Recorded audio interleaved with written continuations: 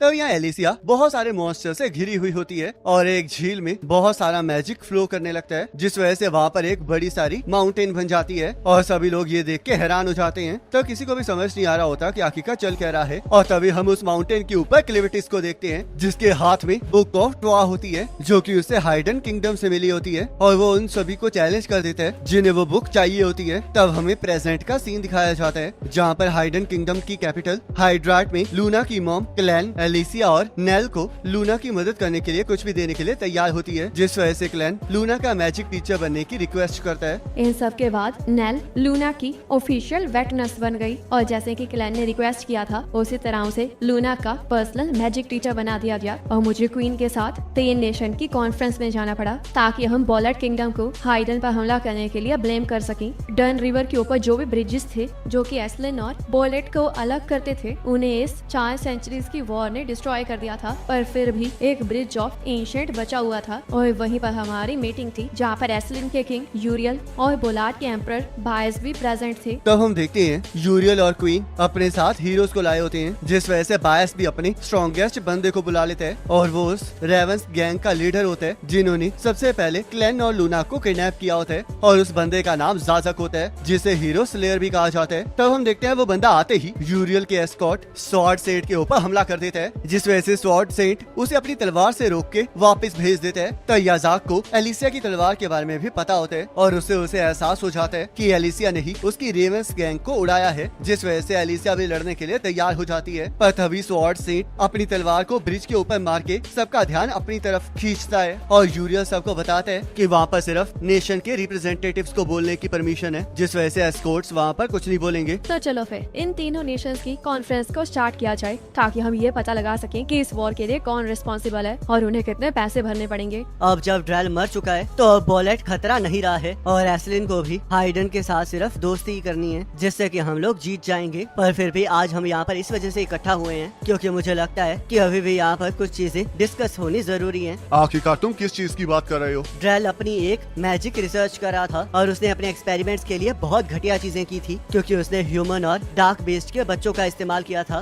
तो ये सुनते ही क्वीन बहुत ज्यादा हैरान हो जाती है और एलिसिया को एहसास हो जाता है कि रेवेंस गैंग भी इसीलिए बच्चों को किडनैप करते थे और अगर उन्होंने ध्यान ना रखा होता तो लूना का भी यही हाल होता। पर एलिसिया को ये समझ में नहीं आ रहा होता कि अगर ड्रेल वार्डन के डार्क ब्लड के कब्जे में था तो आखिरकार वार्डन ने उससे मैजिक के ऊपर रिसर्च क्यों करवाई, क्योंकि इससे तो ह्यूमंस और ज्यादा ताकतवर हो जाते और डार्क बीस्ट खतरे में आ जाते। तो एलिसिया ये भी सोचने लगती है कि क्या इस सबका रॉयल फौज के साथ भी कोई लेना देना था, जहाँ से क्लैन को बुक ऑफ टोआ मिली थी, और ना ही उसे ये समझ में आ रहा होता है कि आखिरकार वार्डन का प्लान क्या था। तब बेस भी यूरियल से पूछने लगता है कि आखिरकार वो ड्रेल की मैजिक के रिसर्च के बारे में क्या कहना चाहता है। मुझे उस जगह की लोकेशन चाहिए जहाँ पर ड्रेल ने मैजिकल रिसर्च की थी और साथ में मुझे वो इन्फॉर्मेशन भी चाहिए जो उसने मैजिकल रिसर्च करके हासिल की थी। तो आखिरकार इसके बदले में मुझे क्या मिलेगा? हम लोग अगले 2 सालों तक तुम पर हमला नहीं करेंगे। रुक जाइए किंग यूरियल, हाइडन इस वॉर की वजह से बहुत ज्यादा डिस्ट्रॉय हो गया है और हमने भी मैजिकल स्वॉर्ड्स के लिए आपको प्रायोरिटी इस वजह से दी थी क्योंकि हमें लगा था कि आप इन्हें पनिश करेंगे, पर आप तो इन्हें बचने के लिए 2 साल दे रहे हैं। Legend of heroes, bridge of ancients और ऐसी बहुत सी चीजें हैं यहाँ पर जिनके ओरिजिन्स के बारे में हमें नहीं पता है और मैजिक तो हमारे लिए अभी भी बहुत बड़ी मिस्ट्री है। पर मुझे लगता है कि ड्रेल ने पक्का इन मिस्ट्रीज को सॉल्व करने का कोई ना कोई रास्ता जरूर ढूंढ लिया होगा, जिस वजह से हम बॉलेट किंगडम को इस इंफॉर्मेशन को सिर्फ अपने तक रखने नहीं दे सकते और इसके लिए हम कुछ भी करेंगे। तो ये बात है, तो तुम्हें ये लगता है कि तुम यहाँ पर मुझे डरा के बार्गेन कर सकते हो? तो याजाक, इन्हें जरा अपनी पावर दिखाओ। तो याजाक अपनी बेड़ियों को तोड़ देता है, जिस वजह से एलिसिया और स्वॉर्ड सेंट उसके साथ लड़ने के लिए तैयार हो जाते हैं। आखिरकार मैं 2 साल तक वेट क्यों करूं? क्योंकि मैं तो तुम दोनों को यहीं पर मार सकता हूं। तो चलो फिर देखते हैं कि आखिरकार हम में से सबसे ज्यादा ताकतवर कौन है। तो याजाक उन दोनों हीरोज को इकट्ठे उस पर हमला करने के लिए कहता है क्योंकि इससे वो लड़ाई और ज्यादा मजेदार हो सकती है। पर तभी यूरियल स्वॉर्ड सेंट को रोक देता है। हमें लगा ही था कि कुछ ऐसा ही होगा, तो जल्दी बताओ बेस कि आखिरकार तुम्हें चाहिए क्या? मैंने ड्रेल को अपनी मनमर्जी करने दी थी, तो इसलिए मुझे भी नहीं पता था कि आखिरकार वो क्या कर रहा है और उसकी लेबोरेटरी की लोकेशन ही सबसे ज्यादा प्रॉब्लम है। मैं तुम्हारे लिए दरवाजे तो खोल सकता हूँ, पर मुझे ये नहीं पता है कि वो कौन से पिछले वाले रास्ते से अंदर गया था, तो इसलिए तुम्हें सामने के रास्ते से ही अंदर जाना पड़ेगा, जिससे कुछ सर्टेन लोग ही अलाउ करते हैं। और अगर तुम वादा करते हो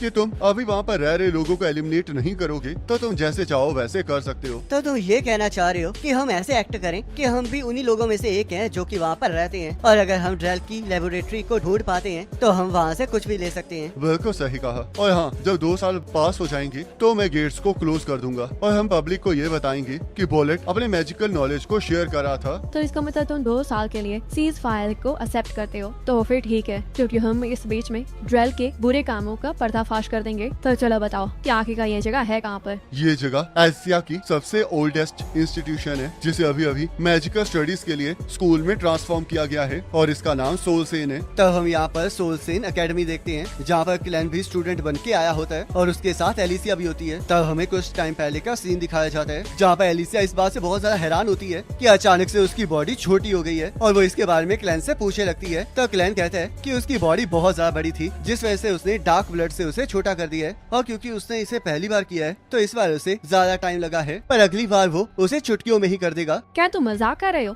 मैं तुम्हारा टॉय नहीं हूँ। और वैसे भी हम मैजिकल एकेडमी में घुसने के लिए डिसगाइज का भी इस्तेमाल कर सकते थे, जैसे कि मैं टीचर बन सकती थी। तुम और टीचर, पर आखिर का तुम वहाँ जाकर पढ़ाओगी क्या? मैं तलवारबाजी या फिर ये सिखा सकती हूँ कि हीरो कैसे बना जा सकता है। बकवास करना बंद करो। तुम्हें अब तक समझ जाना चाहिए कि तुम लड़ने के अलावा किसी काम की नहीं हो। अगर ऐसी बात है तो तुम मैजिक टीचर कैसे हो? तुम्हें तो मैजिक के बारे में पता भी नहीं है। लूना जब तक 3 साल का नहीं हो जाता तब तक उसकी पढ़ाई स्टार्ट नहीं होगी, तो इसलिए मुझे 2 साल सोल से इनको अटेंड करना पड़ेगा ताकि मैं मैजिक के बारे में सीख सकूं। ये सब कुछ तो ठीक है, पर हम लोगों को देखकर बिल्कुल भी नहीं लगता है कि हम हाइडन किंगडम से हैं। तो क्या ये ठीक रहेगा? चिंता मत करो, इसका इंतजाम मैं अभी कर देता हूँ। तो क्लैन एलिसिया को एक उंगली मारता है और हम देखते हैं एकेडमी में एलिसिया का हुलिया बिल्कुल चेंज हो गया होता है, जिस वजह से वो हाइडन के लोगों जैसी लग रही होती है। तो एलिसिया क्लैन से पूछने लगती है कि आखिरकार उसने अपीयरेंस चेंज क्यों नहीं की है, और क्लैन उसे बताता है कि उसने जो फॉर्म हासिल की है वो उसने हाइडन के एक बच्चे से ही कॉपी की थी, जिस वजह से वो बिल्कुल ठीक रहेगा। तब क्लैन अचानक से रुक जाता है क्योंकि उसे एहसास होता है कि उसके पीछे कोई ताकतवर इंसान आ रहा है। तो एलिसिया भी पीछे देखने लगती है, पर उसे कुछ समझ नहीं आ रहा होता, जिस वजह से वो क्लैन से इसके बारे में पूछने लगती है। पर क्लैन उसे वहाँ पर चुपचाप खड़े होने के लिए कहता है। तब एक स्टूडेंट उनके पास आकर रुक जाता है और उन्हें अपना नाम एडिसन बताता है और अपने होम टाउन के बारे में बता रहा होता है, जिस वजह से उसे एक लड़की अपना इंट्रोडक्शन देने के लिए शाबाशी देती है और वो अपना नाम सारसा बताती है, जो कि वेस्ट में ग्रेट फॉरेस्ट की एक किंगडम ऑग से आई होती है। तब सभी स्टूडेंट्स को समझ नहीं आ रहा होता कि आखिरकार वो अपने आप को इंट्रोड्यूस क्यों कर रही है, पर सारसा को इससे कोई फर्क नहीं पड़ रहा होता और वो एडिसन की इस वजह से तारीफ करने लगती है क्योंकि जिस कंट्री से वो बिलोंग करते हैं उसकी हालत मैजिक में हाइडन से भी ज्यादा खराब होती है। पर इसके बावजूद भी एडिसन वहाँ पर आया होता है, जिस वजह से सारसा उससे कहानी पूछने लगती है। पर तभी वहाँ पर 2 लड़के आ जाते हैं जो कि एस्लिन के नोवेल्स होते हैं और अपना नाम टीगल और लियोन बताते हैं, और सारसा और एडिसन को कॉमनर होने की वजह से बुरी तरह ट्रीट कर रहे होते हैं। तब उन दोनों को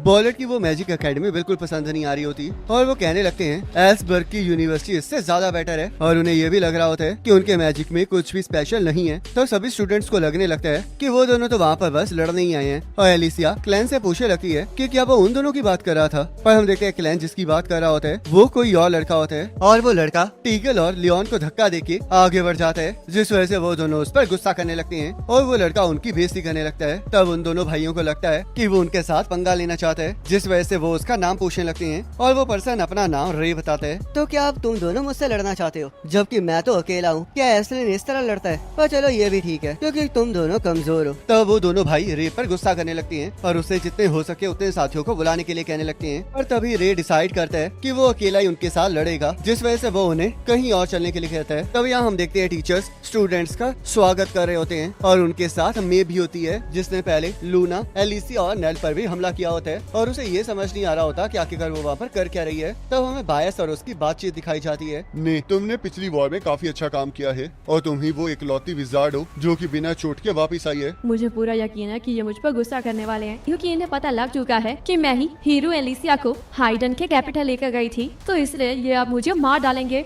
मैंने आज तुम्हें यहाँ पर इस वजह से बुलाया है ताकि मैं तुमसे ड्रेल के सीक्रेट रूम के बारे में पूछ सकूं। उसने सोल से इनका स्कूल ऑफ मैजिक बनाया था ताकि वो एक्सीलेंट स्टूडेंट्स को अपने फोर्स में रिक्रूट कर सके, और मुझे पूरा यकीन है कि तुम, मेनार्ड और इंसेक्ट टेमर उस सीक्रेट रूम में एक बार जरूर गए होगे और वहाँ पर ही तुम्हारे सिर पर क्रिस्टल लगा है। इस टाइम मेनार्ड एस्लिन आर्मी का प्रिजनर बन गया है, जिस वजह से अब सिर्फ तुम ही बची हो जो कि मुझे सीक्रेट रूम के बारे में बता सकती है, और अगर तुम मुझे उसके बारे में बता दोगी तो मैं तुम्हारी सारी गलतियों को माफ कर दूंगा। वो रूम किसी रूम की तरह नहीं था, बल्कि वो किसी बड़ी सी बिल्डिंग के अंदर था जहाँ पर छोटे छोटे हिस्से बने हुए थे और वहाँ से चीखें सुनाई देती थी। मुझे उस जगह की गहराई तक लेकर जाया गया है और वहाँ पर चलते चलते मुझे ऐसा लगा था कि जैसे कि वो खत्म ही नहीं हो रहा है, जिस वजह से मुझे एहसास ही नहीं हो रहा था कि मैं चल पा रही हूँ या फिर मेरी आंखें भी बस खुली हुई हैं। मुझे बस इतना पता है कि मेरा मुंह किसी चीज से भरा हुआ था और वो चीज सच में बहुत ज्यादा पेनफुल थी। तब जब मुझे होश आया तब मैंने खुद को एक बड़े से हॉल में फ्लोट करता हुआ पाया। वो एक ऐसा बड़ा हॉल था जहाँ पर चारों तरफ स्टेयर्स थी और उसके बाद मैं बेहोश हो गई, जिस वजह से मुझे बिल्कुल भी याद नहीं है कि आखिरकार मैं कहाँ से आई हूँ और मैं कैसे यहाँ पर पहुँची थी। जो तुमने मुझे ये लार्ज हॉल के बारे में बताया है, इसके बारे में तो मैंने पहली बार सुना है, क्योंकि बाकी सभी चीजें तो मैंने पहले भी सुन रखी हैं, तो इसलिए मुझे कम से कम थोड़ी सी उम्मीद तो आई है। तो फिर ठीक है, तुम अब यहाँ से जा सकती हो। वैसे मुझे एक और चीज याद है और शायद ऐसा भी हो सकता है कि ये पूरी तरह से अनरिलेटेड हो, पर मुझे एक ऐसी इमेज याद है जहाँ पर मैं खुद एक मिरर के सामने खड़ी हुई हूँ और मैंने सोलसेन एकेडमी की यूनिफॉर्म पहन रखी है, जो कि शायद उस टाइम की है जब मैं सोलसेन एकेडमी की स्टूडेंट थी। पर मुझे नहीं लगता कि सोलसेन एकेडमी में ऐसा कोई मिरर है। तो ये बात है, ठीक है फिर ने, मैं तुम्हें एक नया मिशन दे रहा हूँ, जिस वजह से तुम्हें टीचर बनके फिर से सोलसेन एकेडमी जाना पड़ेगा ताकि तुम उस जगह को ढूंढ सको। तब हम बॉलेट किंगडम की प्रिंसेस मिलिया को देखते हैं, जो कि सोलसेन एकेडमी की चेयरपर्सन भी होती है और उसे इस बात की चिंता हो रही होती है कि अब जब किंग बायस ने पूरी दुनिया के लिए सोलसेन एकेडमी के दरवाजे खोल दिए हैं, तो इससे वहाँ पर और ज्यादा कॉन्फ्लिक्ट्स हो सकते हैं, और क्योंकि वहाँ की स्टडी बहुत ज्यादा मुश्किल है, तो मिलिया बच्चों पर और ज्यादा स्ट्रेस नहीं डालना चाहती। तब वहाँ का डीन उसे समझाता है कि वो मैजिकल एकेडमी पूरी ह्यूमैनिटी का फ्यूचर है, तो इसलिए वो खुद इस सब का ख्याल रखेगा। तब यहाँ सभी लोग टीगर, लियोन और रे की लड़ाई के लिए इकट्ठे हो जाते हैं और रे को देखकर क्लैन को एहसास हो जाता है कि चाहे वो ऊपर से शांत दिख रहा हो, पर उसके अंदर पैशन का एक वोल्केनो फूट रहा है और वो इतना ज्यादा पावरफुल है कि क्लैन ने आज तक ऐसे अपोनेंट से कभी लड़ाई नहीं की है, जिस वजह से क्लैन को ये चीज बहुत ज्यादा इंटरेस्टिंग लग रही होती है। तो रे जल्द से जल्द उस लड़ाई को शुरू करने के लिए कहता है, क्योंकि क्लास कुछ ही देर में स्टार्ट होने वाली होती है, जिस वजह से टीगल और लियोन क्विकन मैजिक टेक्निक का इस्तेमाल करने लगते हैं, जिसे बॉलेट में 2 जनरेशन पहले यूज किया जाता था। तो टीगल और लियोन उस टेक्निक की मदद से विंड मैजिक को एक्टिवेट कर देते हैं, जिस वजह से उन तीनों के आसपास बवंडर बन जाते हैं और उसके बाद वो लोग उस बवंडर के अंदर मैजिक और के एक स्पेशल पाउडर को छिड़क देते हैं, जिससे कि वो दोनों गायब हो जाते हैं और उनके बहुत सारे क्लोन्स बन जाते हैं। तब वो दोनों रे को बताने लगते हैं कि वो इस टाइम बवंडर के बीच में है, जिस वजह से वो वहाँ से भाग नहीं सकता है। पर तभी रे अपने हाथ के एक क्रेस्ट को एक्टिवेट कर देता है और एक शब्द बोल के उस बवंडर को उड़ा देता है। मैं जो इस रूनिक सिंबल मैजिक का इस्तेमाल कर रहा हूँ उसे एक्सेलरेशन कहा जाता है, जो कि मेरे टारगेट की किसी भी स्टेट को एक्सेलरेट कर सकता है, और जब मैं इसके अंदर फॉर्मूला को ऐड करता हूँ तो ये एयर के अंदर मॉइस्चर को कंडेंस कर देता है, जिससे कि बारिश आ जाती है। तब उसी जगह पर बारिश होने लगती है जहाँ पर वो लोग लड़ाई कर रहे होते हैं, जिससे कि टीगल और लियोन का मैजिक टूट जाता है और उन रेन क्लाउड्स में बिजली भी होती है, जिसकी आवाज सुनकर टीचर्स को भी इस बात का एहसास हो जाता है। हम अब इन्हीं रूनिक सिंबल मैजिक का इस्तेमाल करते हैं, क्योंकि क्विकन मैजिक को हम बहुत ज्यादा स्लो मानते हैं और क्रिस्टल मैजिक चाहे बहुत ज्यादा पावरफुल होता है, पर उसके अंदर सेफ्टी और एप्लीकेबिलिटी बहुत ज्यादा कम होती है, जिस वजह से मैं इस हायर ऑर्डर मैजिक का इस्तेमाल करता हूँ। पर इसे यूज करने के लिए भी एक पर्सन के अंदर राइट एप्टीट्यूड और साथ ही साथ माना को स्टोर करने की कैपेबिलिटी भी होनी चाहिए। ये एक ऐसा मैजिक है जो कि लॉन्ग लॉस्ट एशियन मैजिक के करीब है, जिसे सभी लोग टोआ का मैजिक भी कहते हैं। तो ये सुनकर क्लैन बहुत ज्यादा हैरान हो जाता है, क्योंकि क्लैन को खुद टोआ की बुक के बारे में जानना होता है और उसे पहले दिन ही उसके रिलेटेड इन्फॉर्मेशन मिल गई होती है। तब बिजली को देखकर सभी लोग वहाँ से भागने लगते हैं और टीगर और लियोन रे को पागल कहने लगते हैं, पर रे उन्हें समझाता है कि बिना पागलपन के कोई भी मैजिक का मास्टर नहीं बन सकता, और तभी वो उस बिजली से